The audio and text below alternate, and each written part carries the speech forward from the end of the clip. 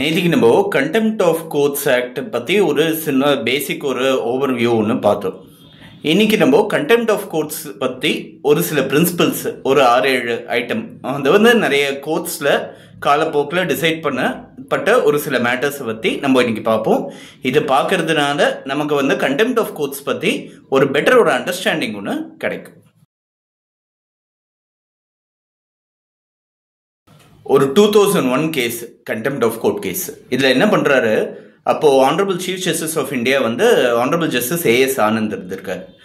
அவர்கிட்ட ஒரே ஒரு டெலிகிராம் ஒருத்தர் அனுப்புகிறார். அது டெலிகிராமில் என்ன சொல்கிறாருன்னா, நீங்கள் வந்து ஏஜை ஃபால்சிஃபை பண்ணிவிட்டு நீங்கள் அந்த சீட்டில் உட்காந்துட்டு இருக்கீங்க.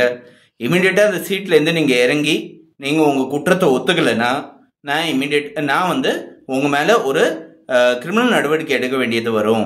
செக்ஷன் 420 கீழையும் செக்ஷன் 406 கீழையும். அது தவிர ஒரு ரிட் ஆஃப் கோ வாரண்டோ எந்த அதிகாரத்தில் நீங்கள் அந்த சீட்டில் உட்காந்துட்டு இருக்கீங்கன்றது சம்மந்தமாக ஒரு ரிட் பெட்டிஷனும் ஃபைல் பண்ணி உங்கள் மேலே நடவடிக்கை நான் எடுக்க வேண்டிய வரும். ஏன்னா நீங்கள் வந்து ஜனங்களை ஏமாத்திக்கிட்டு உங்கள் வயசை வந்து நீங்கள் ஃபால்சிஃபை பண்ணி, அதாவது உங்களுக்கு உள்ள வயசை வந்து தவறாக சொல்லி நீங்கள் வந்து அந்த சீட்டில் உட்காந்துட்டு இருக்கீங்க அப்படின்னு ஒரு டெலிகிராம் அனுப்புகிறாரு. ஸோ இந்த டெலிகிராம் அனுப்பின உடனே இவர் மேலே, இந்த டெலிகிராம் அனுப்பின இந்த நபர் மேலே, ஏன்னா சீஃப் ஜஸ்டிஸ் மேலே ஒரு சில அலிகேஷன்ஸ் வைக்கிறாரு, ஃபால்ஸ் அலிகேஷன்ஸ் வைக்கிறாரு. ஸோ இந்த ஃபால்ஸ் அலிகேஷன்ஸ் மேலே கண்டெம்ட் ஜூரிஸ்டிக்ஷன் எக்ஸசைஸ் பண்ணி அவர் மேலே நீதிமன்ற அவமதிப்பு ஜூரிஸ்டிக்ஷன் எக்ஸசைஸ் பண்ணி அவர் மேலே நடவடிக்கை எடுக்க முடியுமான்றது தான் கொஸ்டின். ஸோ இவர் கண்டெம்ட் கேஸ் வந்து ரெஜிஸ்டர் ஆகும்போது இவர் அந்த கண்டெம்ட் கேஸில் என்ன பதில் ஒன்று சொல்கிறாருன்னா, என்ன டிஃபென்ஸ் எடுக்கிறாருன்னா, கிரிமினல் கண்டெம்ட்டுக்கு பப்ளிகேஷன் நெசசரி, அதாவது வெளியிடுறது, ஒரு தகவலை வந்து வெளியிடுறது நெசசரி. நான் வந்து தகவலை வெளியிடல, நான் ஒரு டெலிகிராமாக அவருக்கு தான் அனுப்பிச்சிருக்கேன். ஸோ ஒரு 2 பேருக்கு நடுவில் இருக்கக்கூடிய ஒரு கம்யூனிகேஷன் வந்து எந்த விதத்தில் கண்டெம்ட் ஆஃப் கோர்ட் ஆகும் அப்படின்னு சொல்கிறார்.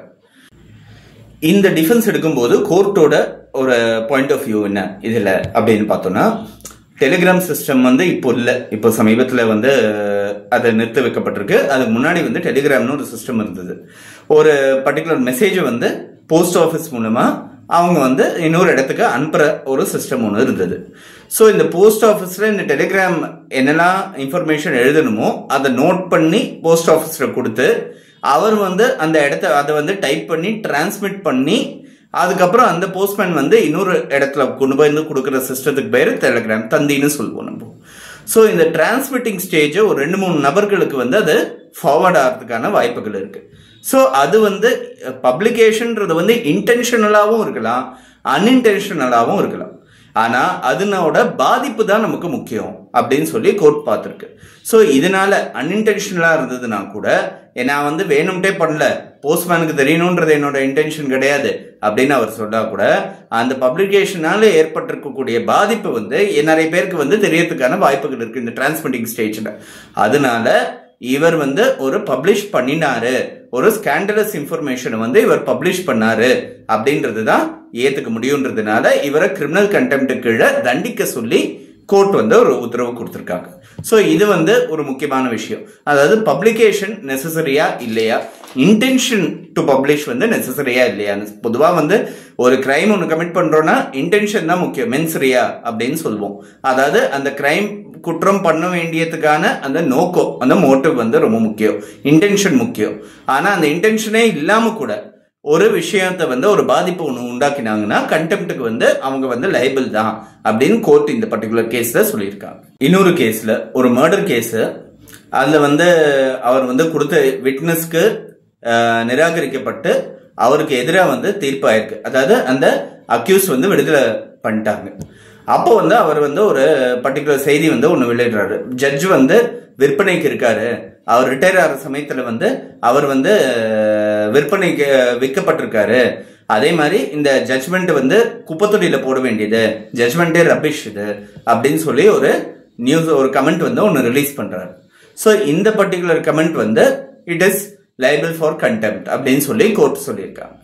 ஒரு கேஸ்ல அந்த ப்ளீடிங்ஸ், அதாவது பிளைண்ட் இல்லைன்னா ரிட்டன் ஸ்டேட்மெண்ட் இல்லைன்னா பெட்டிஷன், அந்த ப்ளீடிங்ஸ்ல கொடுக்கக்கூடிய ஒரு ஸ்கேண்டலஸ் அலிகேஷன்ஸ் அது வந்து கண்டெம்ட் ஆஃப் கோர்ட்டு கீழே வருமா. அதாவது ஒரு பிளைண்ட்ல அந்த ப்ளீடிங்ஸ்ல கொடுக்கக்கூடிய ஒரு அவதூறு கருத்துக்கள், அது வந்து கண்டெம்ட் ஆஃப் கோர்ட்டு கீழே வருமானா வரதுக்கான வாய்ப்புகள் இருக்குன்னு கோர்ட் ஒரு இடத்துல சொல்லியிருக்காங்க.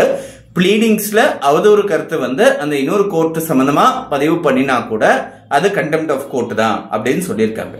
இது தவிர்த்து டிரான்ஸ்பர் பெட்டிஷன்ஸ், அதாவது இந்த கோர்ட்ல இருந்து இன்னொரு கோர்ட்டுக்கு இந்த வழக்கை மாத்துங்க அப்படின்னு ஃபைல் பண்ற டிரான்ஸ்பர் அப்ளிகேஷன்ஸ். இந்த டிரான்ஸ்பர் அப்ளிகேஷன்ஸ்க்கு நிறைய ரீசன்ஸ் வந்து கோட் பண்றதுக்கான சான்சஸ் இருக்கு. ஆனா ஒரு ரொம்ப rarest of the rare reasons வந்து இந்த ஜட்ஜுக்கு வந்து இந்த கேஸ்ல ஒரு பர்சனல் மோட்டிவ் இருக்கு, இல்ல இந்த ஜட்ஜ் வந்து இதை வந்து வெண்டிக்டிவா நடத்திட்டு இருக்காரு அப்படின்னு ஜட்ஜ் மேல ஒரு தவறான ஒரு அலிகேஷன் குற்றச்சாட்டுகளை வச்சு ஒரு டிரான்ஸ்பர் பெட்டிஷன் ஃபைல் பண்றது. சோ இந்த மாதிரி ஒரு டிரான்ஸ்பர் பெட்டிஷனை ஃபைல் பண்ணக்கூடிய குற்றச்சாட்டுகள் கூட ஒரு தவறான குற்றச்சாட்டுகளா இருந்ததுன்னா, பொய்யான குற்றச்சாட்டுகளா இருந்ததுன்னா ஆட்டோமேட்டிக்கா அவங்க பர்சன் அந்த டிரான்ஸ்பர் அப்ளிகேஷன் ஃபைல் பண்றவங்க வந்து liable for contempt of court. ஒரு கேஸ்ல சாட்சி சொல்ல வரவங்களை தடுத்தாலோ இல்ல அவங்கள இன்டர்ஃபியர் பண்ணாலோ அதுவே கண்டெம்ட் ஆஃப் கோர்ட்டா ஆகிறதுக்கான வாய்ப்புகள் இருக்கு. சாட்சி சொல்றதுக்கு ஒருத்தர் தயாரா இருக்காரு, அவர் தடுத்தாலோ இல்ல அந்த வரக்கூடிய சாட்சிகளோட இன்டர்ஃபியர் பண்ணாலோ அது வந்து கண்டெம்ட் ஆஃப் கோர்ட் ஆகிறதுக்கான வாய்ப்புகள் இருக்கு. இது முக்கியமா தெரிஞ்சுக்க வேண்டிய விஷயம். கண்டெம்ட் ஆஃப் கோர்ட்டை பொறுத்த வரைக்கும் ஒரு அக்விட்டல் ஆயிடுச்சு, இது கண்டெம்ட் பண்ணல அப்படின்னு சொல்லி அக்விட் பண்ணிட்டாங்கன்னா அது மேல மேல்முறையீடுன்றது கிடையாது. அந்த கண்டெம்ட் அப்ளிகேஷன் ஃபைல் பண்ணுவாங்க, அப்பீல் ஃபைல் பண்றதுன்ற கான்செப்ட் கண்டெம்ட் ஆஃப் கோர்ட்ல வரக்கூடிய அக்விட்டல்ஸ் மேல அப்பீல் ஃபைல் பண்றதுன்ற கான்செப்ட் கிடையாது. சிவில் கண்டெம்ட்டுக்கும் கிரிமினல் கண்டெம்ட்டுக்கும் ஒரு தின் லைன் தான் டிஃபரன்ஸ். பார்த்து சாதகமா பார்த்தோம்னா சிவில் கண்டெம்ட் வந்து ஒரு ஆர்டரை அமல்படுத்துறதுக்காக ஸ்ட்ரிக்ட் சென்ஸ்ல அதை எக்ஸிகியூஷனுக்காக பண்றது என்னன்னு நேற்றுக்கு நான் சொல்லியிருக்கேன். ஆனா அமல்படுத்துறதுக்காக ஃபைல் பண்ணக்கூடிய ஒரு அப்ளிகேஷன். கிரிமினல் கண்டெம்ட்டை பொறுத்த வரைக்கும் அந்த ஆர்டரை அமல்படுத்துறது இல்லாம அந்த கோர்ட்டை அவமதிச்சதுக்காக கொடுக்கக்கூடிய ஒரு தண்டனை. ஆனா இதை அமல்படுத்துறதுக்காக கொடுக்கக்கூடிய இந்த ஸ்டெப்ஸ்ல ஒரு ஆர்டர் அமல்படுத்தும் போது அந்த கோர்ட்டை அவமதிக்கும் விதமா அந்த ஆர்டரை வந்து செயல்படுத்தாம இருக்காங்க அப்படின்னா அவங்க மேல ஒரு ஃபைனோ இல்ல ஒரு தண்டனையோ கொடுக்கறதுக்கான ரைட் வந்து கோர்ட்டுக்கு இருக்கு. சோ அப்படி பண்ணும்போது அந்த சிவில் கண்டெம்ட்டே ஒரு கிரிமினல் கண்டெம்ட்டா மாறுறதுக்கான வாய்ப்புகள் இருக்கு. சோ இந்த சிவிலா கிரிமினலான்ற அந்த லைனை வந்து பாக்குறது வந்து கோர்ட்டோட டிஸ்கிரிஷன்ல விட்டுருணும். நம்ம சிவில் கண்டெம்ட்டா என்ன கிரிமினல் கண்டெம்ட்டான்றத பாக்குறது வந்து கோர்ட்டோட டிஸ்கிரிஷன்ல ஸ்பெசிபிக்கா அந்த ப்ரொவிஷன் மென்ஷன் பண்ணிட்டு இந்த பர்டிகுலர் டிசோபீடியன்ஸ்க்காக நம்ம கண்டெம்ட் ஆஃப் கோர்ட் பண்றோம். ஏன்னா வில்ஃபுல் டிசோபீடியன்ஸ் ப்ரூவ் பண்ணணும். வேணும்ட்டே ஒரு ஆர்டரை செயல்படுத்தாம இருக்காங்கன்னா, டெலிபரேட்டா சரியான காரணம் இல்லாம ஒரு ஆர்டரை செயல்படுத்தாம இருக்காங்கன்னா அது சிவில் கண்டெம்ட் தான். ஆனா அந்த வேணும்ட்டே செய்யற செயல் வந்து அந்த ஆர்டரை வந்து அலட்சியப்படுத்துற மாதிரியும் கோர்ட்டோட ப்ராசஸ் அலட்சியப்படுத்துற மாதிரியும் அது கிரிமினல் கண்டெம்ட்டா மாறதுக்கான வாய்ப்பு இருக்கு. இது சொல்லியிருக்கிறது ஏற்கனவே நடத்தப்பட்ட ஒரு சுப்ரீம் கோர்ட் கேஸ்ல ஒன்னுல சொல்லியிருக்காங்க.